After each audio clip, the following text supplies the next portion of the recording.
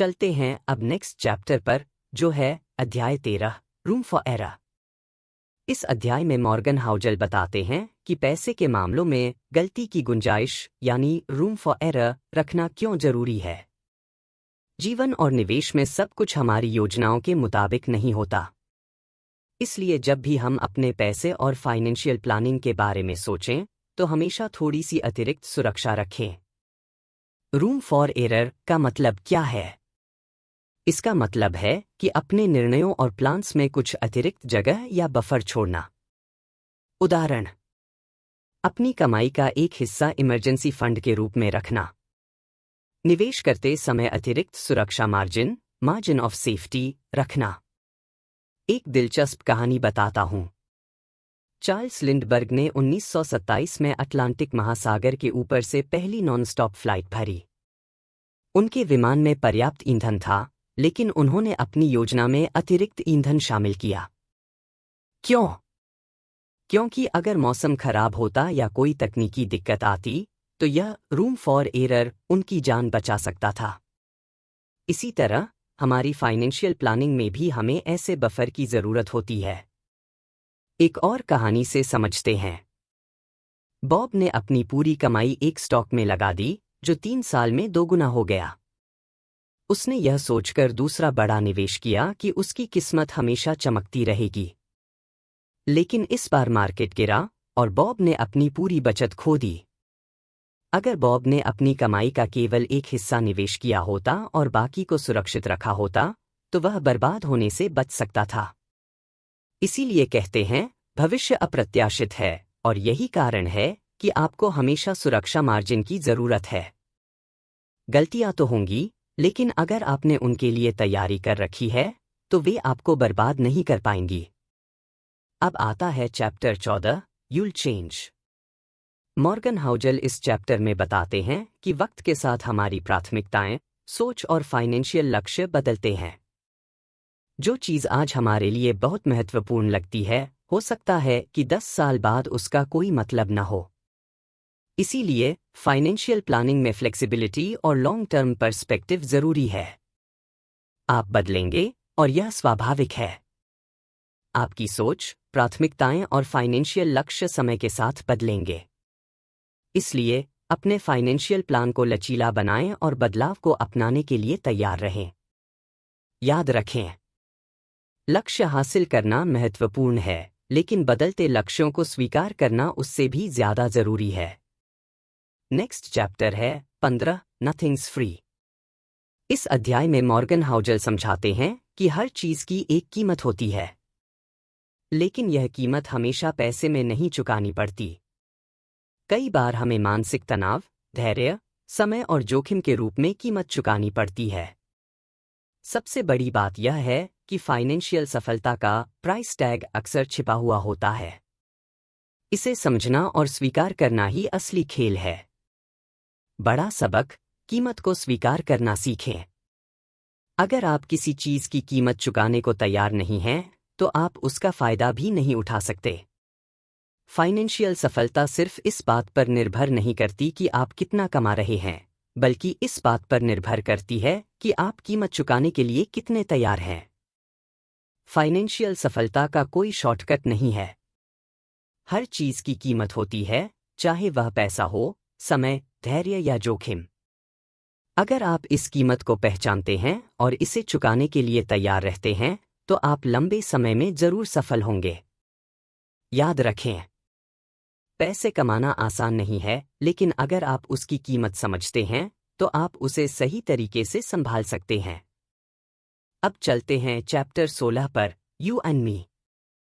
इस अध्याय में मॉर्गन हाउजल समझाते हैं कि हम सबकी फाइनेंशियल यात्रा, जीवन के अनुभव और परिस्थितियां अलग हैं। इसलिए एक ही फाइनेंशियल स्ट्रेटेजी सभी के लिए काम नहीं कर सकती। एक ही सलाह सबके लिए सही नहीं है। मॉर्गन बताते हैं कि फाइनेंशियल फैसले कभी कभी किसी और के नजरिए से गलत लग सकते हैं, लेकिन वे उस व्यक्ति के लिए सही हो सकते हैं। आपकी फाइनेंशियल प्लानिंग का सही या गलत होना इस पर निर्भर करता है कि वह आपके लक्ष्यों को पूरा करती है या नहीं।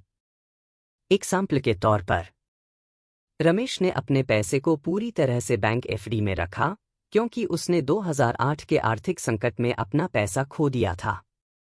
वहीं सुरेश ने स्टॉक्स में निवेश किया और 15% रिटर्न कमाया। लोग रमेश को गलत और सुरेश को सही कह सकते हैं, लेकिन सच यह है, रमेश की प्राथमिकता सुरक्षा थी जबकि सुरेश का लक्ष्य ग्रोथ था। दोनों ने अपने लक्ष्यों के हिसाब से सही फैसला लिया।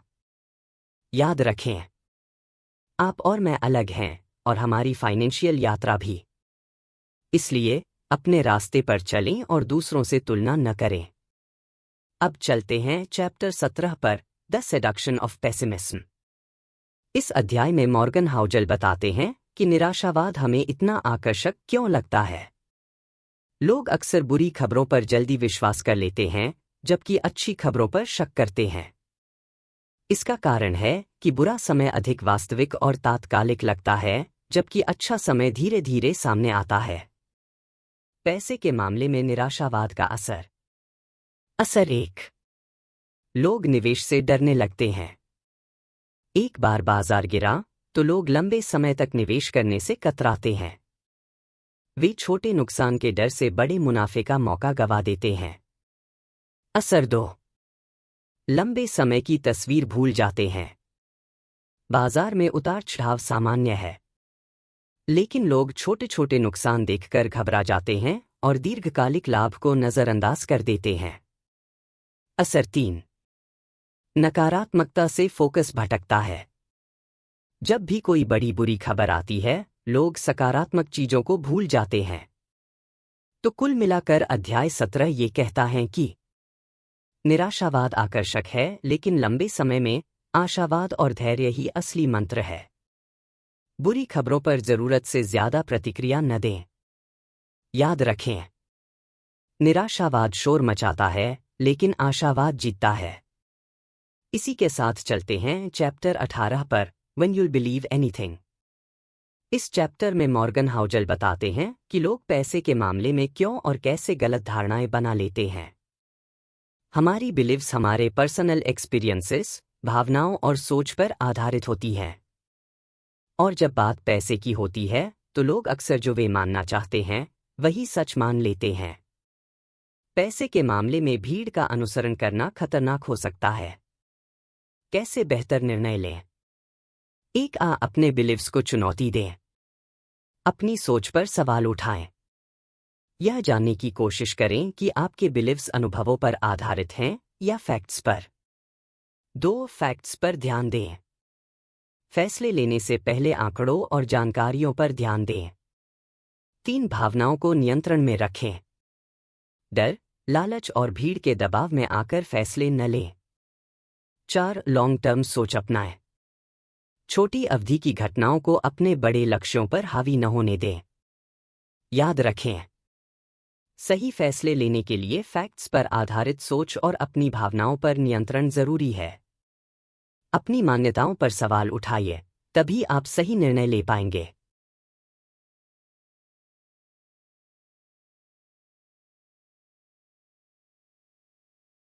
अब है चैप्टर 19, ऑल टुगेदर नाउ। इस अध्याय में मॉर्गन हाउजल किताब के पिछले सभी अध्यायों को एक साथ जोड़ते हैं। वह यह समझाते हैं कि पैसे के बारे में हमारा नजरिया कैसे अलग अलग अनुभवों, मान्यताओं और प्राथमिकताओं से प्रभावित होता है। यह अध्याय हमें याद दिलाता है कि हर किसी की फाइनेंशियल यात्रा अनोखी है। इसके 3 इंपॉर्टेंट मैसेज हैं। मैसेज 1, पैसा पर्सनल है। हर किसी का पैसा कमाने, बचाने और खर्च करने का तरीका उनके अनुभवों और जीवन की परिस्थितियों पर आधारित होता है। इसलिए हमें दूसरों से तुलना करने से बचना चाहिए। मैसेज 2, कोई एक सही तरीका नहीं है। फाइनेंशियल सफलता पाने का कोई एक ही तरीका नहीं है। आप अपने लक्ष्य, जोखिम सहने की क्षमता और प्राथमिकताओं के अनुसार अपनी रणनीति बना सकते हैं। मैसेज 3, दीर्घकालिक सोच जरूरी है।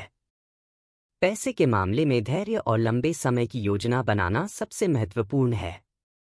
बाजार में उतार चढ़ाव और छोटी असफलताओं को नजरअंदाज करना सीखें। मैसेज 4। आपकी प्राथमिकताएं आपके फैसले तय करती हैं। किसी और की रणनीति अपनाने से पहले सोचें कि क्या वह आपके लक्ष्यों के हिसाब से सही है। मैसेज 5। सुरक्षा के लिए योजना बनाएं। आपातकालीन फंड और जोखिम को कवर करने के लिए प्लान बनाना बेहद जरूरी है। मैसेज 6। भावनाओं को नियंत्रित करें। लालच और डर से प्रभावित होकर फैसले न लें। बाजार गिरने पर घबराएं नहीं और उछाल में जल्दबाजी न करें। इस चैप्टर का मुख्य संदेश है, पैसा व्यक्तिगत है, इसे समझदारी और धैर्य के साथ संभालें। याद रखें, जो रणनीति आपके लिए काम करती है वही आपके लिए सही है, बाकी सब शोर है। अब आते हैं चैप्टर 20 और लास्ट चैप्टर पर, जिसका नाम है कन्फेशंस। इस अध्याय में मॉर्गन हाउजल हमें यह समझाने की कोशिश करते हैं कि हमारे पैसे के बारे में लिए गए फैसले अक्सर हमारी गलतियों और गलत मान्यताओं से प्रभावित होते हैं। साथ ही उन्होंने जो सीखा है उससे हमें भी अपनी फाइनेंशियल रणनीतियों पर विचार करने का मौका मिलता है। हम सभी गलतियां करते हैं, लेकिन जो लोग उन्हें स्वीकार कर सुधारते हैं वे सबसे अच्छे निवेशक बन सकते हैं। गलतियां करना स्वाभाविक है, पर उन गलतियों से सीखना जरूरी है। मॉर्गन ने अपने व्यक्तिगत अनुभवों से जो सीखा है वही हमें भी समझने की जरूरत है। सच यह है कि जब हम अपनी गलतियों को स्वीकारते हैं और उनसे सीखते हैं तो हम आगे बढ़ सकते हैं। गलतियां सिर्फ एक हिस्सा हैं, सही रास्ता उस रास्ते पर चलता है जो आपने उनसे सीखा है। दोस्तों, मुझे उम्मीद है कि आपको द साइकोलॉजी ऑफ मनी की ये समरी और इनसाइट्स पसंद आई होंगी। अगर आपको यह वीडियो अच्छा लगा हो तो इसे लाइक करना न भूलें, चैनल को सब्सक्राइब करें और कमेंट में लिखें कि आपको इस किताब का कौन सा इंसाइट लाइफ चेंजिंग लगा और जिसे आप आज से ही अपनी जिंदगी में उतारने वाले हैं। और इस वीडियो को अपने दोस्तों और परिवार के साथ शेयर करें ताकि वो भी इस किताब के लर्निंग्स को अपनी लाइफ में उतार सकें। अगली बार मिलेंगे एक और नए और इंटरेस्टिंग बुक समरी के साथ। तब तक के लिए इस बुक की लर्निंग्स को अपनी लाइफ में उतारें। खुश रहे, फिट रहे, keep learning and keep growing. Thanks for watching.